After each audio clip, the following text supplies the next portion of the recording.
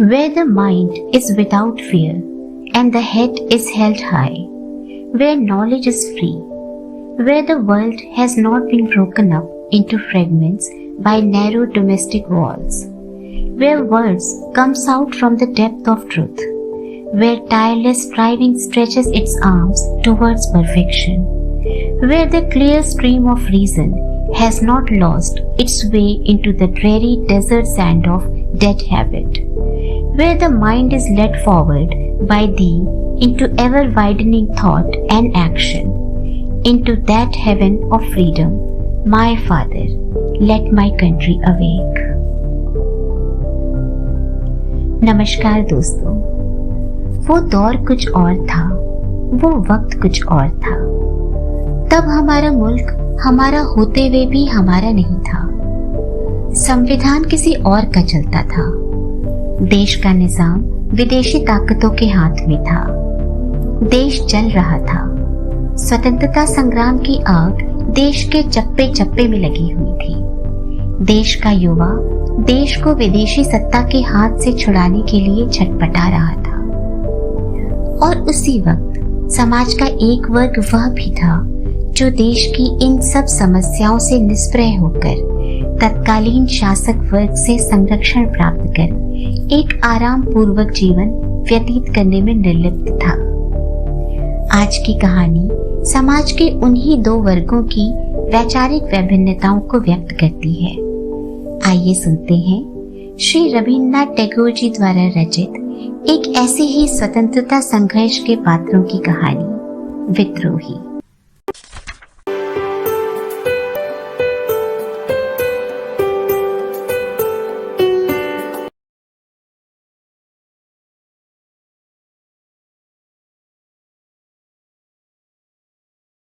लोग कहते हैं अंग्रेजी पढ़ना और भाड़ झोंकना बराबर है। अंग्रेजी पढ़ने वालों की मिट्टी खराब है। अच्छे अच्छे एमए और बीए मारे मारे फिरते हैं, कोई उन्हें पूछता तक नहीं। मैं इन बातों के विरुद्ध हूँ। अंग्रेजी पढ़ लिख कर मैं डॉक्टर बना हूँ।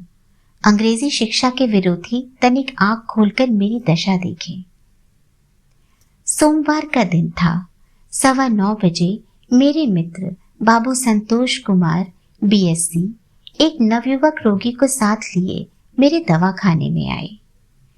उस योगी की आयु 18-19 से अधिक न थी।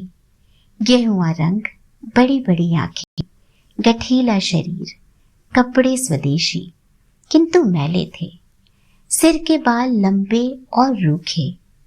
उस युवक को देखकर मुझे बहुत प्रसन्नता हुई। संतोष कुमार ने युवक का परिचय कराते हुए कहा, आप जिला नदिया के निवासी हैं।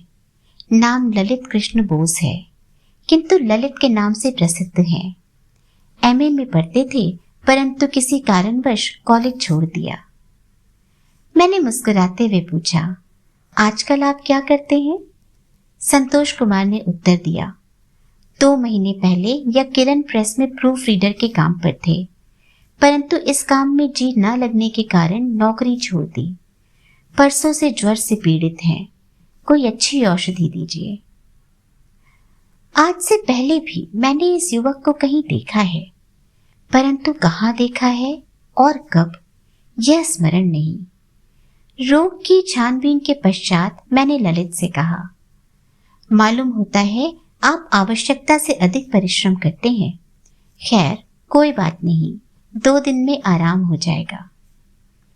ललित बहुत मधुरभाषी था। मैं उसकी बातों पर लट्टू हो गया। मैंने कहा, हर 3 घंटे के अंतर से दवा पीजिएगा। दूध और साबूदाने के सिवाय कोई और चीज खाने की आवश्यकता नहीं। कल फिर आने का कष्ट कीजिएगा। ललित हंसने लगा। जाते समय मैंने उससे कल अवश्य आने के लिए कहा, परंतु ललित ने शाम ही को आने का वचन दिया। ललित प्रतिदिन सुबह शाम मेरे यहाँ आने लगा। मैं उसके व्यवहार से बहुत प्रसन्न था। घंटों इधर उधर की बातें होती थी। ललित वास्तव में ललित था। वह मनुष्य नहीं, देवता था। ललित अब मेरे घर पर ही रहने लगा। मेरा लड़का उमा शंकर 8वीं कक्षा में पढ़ता था। ललित ने कहा, मैं इसको बंगला सिखाऊंगा। बंगला बड़ी मधुर भाषा है। मैं स्वयं भी यही चाहता था। उमाशंकर ने बंगला पढ़ना शुरू कर दिया। ललित आज से उमाशंकर का अध्यापक हो गया। कलकत्ता जैसे बड़े शहर में यूं तो प्रत्येक त्योहार पर बड़ी रौनक होती है, किंतु दुर्गा पूजा के अवसर पर असाधारण धूमधाम और चहल पहल दिखाई देती है। दशहरे के दिन प्रायः सारे रास्तों पर जनसमूह होता है। बड़े बूढ़ों में भी उस दिन विशेष हर्ष की भावना होती है। लड़कों और युवकों की तो चर्चा ही व्यर्थ है। प्रत्येक व्यक्ति अपनी धुन में मस्त दिखाई देता है। जिस समय दुर्गा की सवारी सामने से आती है तो काली माई की जय के उच्च जय घोष से आकाश गूंज उठता है। हृदय में एक अनुपम आवेश उत्पन्न होता है। उस दिन दुर्गा पूजा थी। हम सब व्यक्ति भी शोभा देखने गए थे। ललित साथ था। पहले की अपेक्षा ललित आज अधिक प्रसन्न था। प्रत्येक स्थान पर वह देवी की मूर्ति को नमन करता। कभी उसके नेत्र लाल हो जाते और कभी उनमें आंसू उमड़ आते। मैंने देखा कभी वह हर्षातिरेक से नाचने कूदने लगता और कभी सर्वथा मौन हक्का बक्का होकर इधर उधर देखता। मैंने बहुत प्रयत्न किया परंतु उनकी इस चेष्टाओं को ना समझ सका। उनसे मालूम करने का साहस ना हुआ। हमारे पीछे एक गरीब बुढ़िया एक 8-9 साल के बच्चे के साथ खंबे की आड़ में खड़ी थी। संभवतः अथाह जनसमूह के कारण उसको किसी ओर जाने का साहस ना होता था। वह भिखारिन थी। गरीबी के कारण पेट पीठ से लग गया था। उसने अपना दाहिना हाथ भीख के लिए पसार रखा था। बच्चा अनुनय विनय करते हुए कह रहा था, बाबा भूखे की सुध लेना, परमेश्वर तुम्हारा भला करेगा। किंतु संसार में गरीबों की कौन सुनता है। गरीब बुढ़िया की ओर किसी ने आंख उठाकर भी ना देखा। प्रत्येक मनुष्य अपनी प्रसन्नता में प्रसन्न था। बच्चे ने बुढ़िया से कहा, घंटों बीत गए परंतु अब तक 2 पैसे मिले हैं। सोचता था आज दुर्गा पूजा है, कुछ अधिक ही मिल जाएगा, किंतु खेद है कि चिल्लाते चिल्लाते गला बैठ गया, कोई सुनता ही नहीं। जी में आता है यही प्राण त्याग दूं, यह कहकर बच्चा रोने लगा। बुढ़िया की आंखों में आंसू छलकने लगे। उसने कहा, बेटा अपना भाग्य ही खोटा है। कल सत्तू खाने के लिए 6 पैसे मिल गए थे, आज उसका भी सहारा दिखाई नहीं देता। आज भूखे पेट ही रहना होगा। हाय, यह हमारे पाप का फल है। बुढ़िया ने एक ठंडी सांस ली और अपने फटे मैले आंचल से अपनी और बच्चे की आंखें पोंछी। बच्चा फिर उसी विनती से कहने लगा, बाबा भूखे की सुध लेना, परमेश्वर तुम्हारा भला करेगा। परंतु नक्कार खाने में तूती की आवाज कौन सुनता। इतना अधिक जन समूह था, किंतु इस विनती पर कोई कान देकर सुनने वाला न था। ललित उस समय बुढ़िया की ओर देख रहा था। उसकी दुखित दशा देखकर उसका हृदय विकल हो गया। उसने अपनी जेब टटोली, उसमें फूटी कौड़ी भी नहीं थी। बहुत व्याकुल हुआ। उसने अपनी दूसरी जेब में हाथ डाला। कुछ आवश्यक कागजों के बीच में एक अठन्नी निकल आई। ललित की निराशा प्रसन्नता में परिवर्तित हो गई। मुखड़ा खिल गया। वह अठन्नी उसने बुढ़िया के हाथ पर रख दी। जिस प्रकार 10-5 रुपए लगाने वाले की लॉटरी में 10-20 हजार रुपए मिल जाने पर प्रसन्नता होती है, जिस प्रकार एक युवती नए आभूषण पहनकर प्रसन्न होती है, जिस प्रकार एक सूखे हुए खेत में वर्षा हो जाने से किसान हर्ष से फूला नहीं समाता, जिस प्रकार कोई नया कवि अपनी कविता को किसी पत्रिका में छपा हुआ देखकर प्रसन्न होता है, उससे कहीं अधिक उस गरीब बुढ़िया को अठन्नी पाकर प्रसन्नता हुई। प्रसन्नता के मारे उसकी आंखों में आंसू भर आए। वह निर्निमेष ललित की ओर देखने लगी।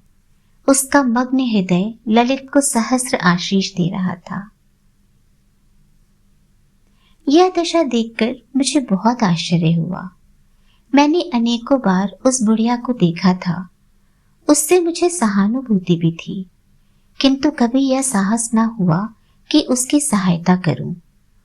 कभी हृदय में आता कि उसको कुछ देना चाहिए, कभी यह लगता कि इसमें क्या रखा है, संसार में लाखों गरीब हैं, किस किस की सहायता करूंगा। ललित, जिसे कभी कभी भूखे तक रहना पड़ता, जिसको मैंने कभी एक पैसे का पान तक चबाते न देखा था और जो मेरी दृष्टि में बहुत कंजूस था, उसका यह दान देखकर मेरे आश्चर्य की सीमा न रही। स्वप्न में उस दिन मुझे ललित की बहुत सी विशेषताएं दिखाई दी। मालूम नहीं वे सत्य थी या असत्य, किंतु ज्योतिषी के हिसाब से उनको सत्य ही समझना चाहिए। इसका कारण यह है कि रात मुझे 2:30 बजे नींद आई और स्वप्न मैंने रात के अंतिम प्रहर में देखा था। ललित के सहयोग से उमाशंकर में आश्चर्यजनक परिवर्तन हो गए। कहा तो वह बिना मोटर के घर से बाहर न निकलता था, पर अब यह थी कि ललित के साथ वायुसेयन के लिए प्रतिदिन कोसों पैदल निकल जाता। सिनेमा देखने का चस्का जाता रहा। व्यक्तिगत विलास सामग्री और प्रदर्शन के व्यसन को भी तिलांजलि दे दी। अंग्रेजी शिक्षा से अब उसे घृणा हो गई। रविवार के दिन मेरे यहाँ कुछ मित्रों की गार्डन पार्टी थी। खूब आनंद रहा। मैं अपने मित्रों के सत्कार में लगा हुआ था। उधर उपेंद्र कुमार, गोपाल, उमाशंकर और ललित में चुपके चुपके बातें हो रही थी। ये लोग क्या बातें कर रहे थे यह बताना कठिन है, क्योंकि प्रथम तो पार्टी की झंझटों में उलझा हुआ था, उनकी ओर अधिक ध्यान न था। दूसरे, वे मेरे दूर थे और धीरे धीरे बातें कर रहे थे। बीच बीच में जब ये लोग खिलखिलाकर हंस पड़ते तो मुझे भी हंसी आ जाती। गोपाल बाबू को मैं काफी समय से जानता हूँ। रिश्ते में यह संतोष कुमार के बहनोई होते हैं। प्रथम श्रेणी के शौकीन प्रेमी स्वभाव के हैं। आज देखा तो कलाई रिस्ट वॉच से खाली थी। रेशम की कमीज में से सौसेन के बटन गायब थे। होठों की लाली गायब, बाल भी फैशन के न थे। मैंने संतोष कुमार से धीरे से कहा, आज तो भाई साहब का कुछ और ही रंग है। वह पहले से चटक मटक दिखाई नहीं देती। क्या बात है, कुछ समझ में नहीं आता। संतोष कुमार ने मुस्कुराते हुए उत्तर दिया, आजकल इन पर स्वदेशी भूत सवार है। कई महीने से यह इसी रंग में रंगे हुए हैं। क्या आपने आज ही इन्हें इस वेश में देखा है? मैंने उत्तर दिया, हाँ, और इसीलिए मुझे आश्चर्य भी हुआ। संतोष कुमार ने किसी सीमा तक उपेक्षा भाव से कहा, हमें क्या मतलब, जो जिसके जी में आए करे। बार बार समझाने पर भी यदि कोई ना सुने तो क्या किया जाए। अधिक कहने सुनने से अपनी प्रतिष्ठा पर आ जाती है। जैसी करनी वैसी भरनी प्रसिद्ध है। जब बंदी गृह में चक्की पीसनी पड़ेगी तो आटे दाल का भाव मालूम हो जाएगा। मैंने कहा, संतोष कुमार, तुम बिल्कुल सत्य कहते हो। जमाने की हवा कुछ बदली हुई दिखाई देती है। ललित को भी कुछ स्वदेशी की सनक है। यद्यपि मैं स्वदेशी का विरोधी हूँ और देशभक्त मुझे एक आंख नहीं भाते, तब भी मैं ललित की स्पष्टवादिता और सात्विकता पर मुक्त हूँ। उसकी रुचि मुझे बहुत भाती है। संतोष कहने लगा, किंतु आपकी भांति उसकी धाक नहीं बन सकती। आप जब पाश्चात्य वस्त्र पहनकर बाहर निकलते होंगे तो अशिक्षित मनुष्य भय से कांप उठते होंगे और शिक्षित व्यक्ति आपसे नमस्कार करके आकाश पर पहुंच जाते होंगे। मुझे हंसी आ गई। संतोष कुमार भी हंसने लगा। उस दिन रात को मैं अचेत सोया हुआ स्वप्न देख रहा था कि किसी ने मुझे झंझोड़ा। मैं चौंक गया। आंखें खोलकर देखता हूं तो मेरा नौकर रामपाल हाथ में लालटेन लिए खड़ा है। मुख पर हवाइयां उड़ रही हैं। शरीर थर थर कांप रहा है। मैंने घबरा कर मालूम किया, क्यों रामलाल, क्या बात है, तुम कांप क्यों रहे हो? रामलाल ने उत्तर दिया, बाबू, पुलिस ने सारा मकान घेर रखा है, कोई बात समझ में नहीं आती। मैं कोई चोर या बदमाश न था। पुलिस का नाम सुनकर घबरा गया। दो एक बेईमानियां जो छिपकर की थी वो आंखों के सामने फिरने लगी। पूर्ण विश्वास हो गया कि पुलिस मुझे गिरफ्तार करने आई है। पुलिस की हलचल सुनकर मेरी चेतना जाती रही। साहस करके नीचे आया। रामलाल बोला, आज्ञा हो तो दो चार हाथ दिखाकर पुलिस वालों को पृथ्वी पर लिटा दूं। मैंने कहा, सावधान, भूल कर भी ऐसा न करना। पुलिस से बिगाड़ करना अच्छा नहीं होता। द्वार खोल दिया। 2-3 सार्जेंटों के साथ एक श्वेत वस्त्रधारी बंगाली और 8-10 सिपाही कमरे के अंदर घुस आए। बंगाली बाबू ने जेब से एक बादामी कागज निकालकर मुझे दिखाते हुए कहा, यह गिरफ्तारी वारंट है। आपके यहाँ विद्रोहियों के गुप्त मंत्रणा का स्थान है। विद्रोही तुरंत गिरफ्तार किया जाएगा। मुझ पर बिजली सी टूट पड़ी। मैं समझा संभवतः मैं ही विद्रोही हूँ और मेरी गिरफ्तारी का यह वारंट है। मुझको पुलिस गिरफ्तार करने आई है। अब कुशल नहीं। यदि फांसी से बच रहा तो काला पानी अवश्य भेजा जाऊंगा। मैंने कपकपाते हुए कहा, विद्रोही, और वह भी मेरे मकान में? आप क्या कह रहे हैं? मैं सरकार का शुभाकांक्षी हूँ। इसी वर्ष मुझे राय साहब की उपाधि मिली है। आपको भ्रम हुआ है। एक सार्जेंट ने त्योरी बदल कर कहा, आम काला आदमी नहीं है, गोरा आदमी कभी झूठ नहीं बोल सकता। बंगाली बाबू ने तनिक रुष्टता की मुद्रा में कहा, पुलिस को भ्रम नहीं हो सकता। भ्रम प्रायः डॉक्टरों को हुआ करता है। मैंने पूछा, विद्रोही का नाम क्या है? कहा, शरद कुमार। बंगाली है? हाँ। कहाँ का रहने वाला है? श्री रामपुर का। मेरे सिर से जैसे विपत्ति सी टल गई। नाम सुनते ही होठों पर हंसी खेलने लगी। मैंने कहा, महाशय, इस नाम का कोई व्यक्ति मेरे घर में नहीं है। कोई और बंगाली आपके मकान में है? हाँ, सीधा साधा नवयुवक है जो उमाशंकर को बंगला भाषा सिखाता है। उस श्वेत वस्त्रधारी बंगाली ने कहा, हाँ, उसकी ही खोज है। उसका असली नाम शरद कुमार है। पुलिस महीनों से उसके पीछे परेशान है। हाथ ही ना आता था। मैंने आश्चर्य से कहा, वह तो जिला नदिया का रहने वाला है और आप कहते हैं कि अपराधी श्रीरामपुर का निवासी है। सब उसकी चालें हैं। वह श्रीरामपुर का निवासी है। उसके पिता का नाम हृदयनाथ है जो एक प्रसिद्ध जमींदार हैं। मैंने फिर पूछा, उस पर क्या अपराध है? इंस्पेक्टर ने उत्तर दिया, विद्रोह। एक गुप्त संस्था से उसका संबंध है। बम बनाना, चोरी, डकैती, कत्ल, लूटमार, यह उसकी देश सेवा है। यह सुनकर मुझे हंसी आ गई। मैंने कहा, आप महानुभाव एक 17-18 वर्ष के बंगाली युवक को विद्रोही बना रहे हैं। यह भला कोई मानने की बात है? एक साधारण युवक की गिरफ्तारी के लिए इतने व्यक्ति? 4 सिपाही दरवाजे पर खड़े किए गए। घर की तलाशी शुरू हुई। दालान, कोठरी, बैठक, रसोई घर, यहाँ तक कि दिशा मैदान तक के स्थान को ढूंढ डाला, किंतु ललित का कहीं पता न था। अलबत्ता उसके कमरे में एक कागज का टुकड़ा मिला।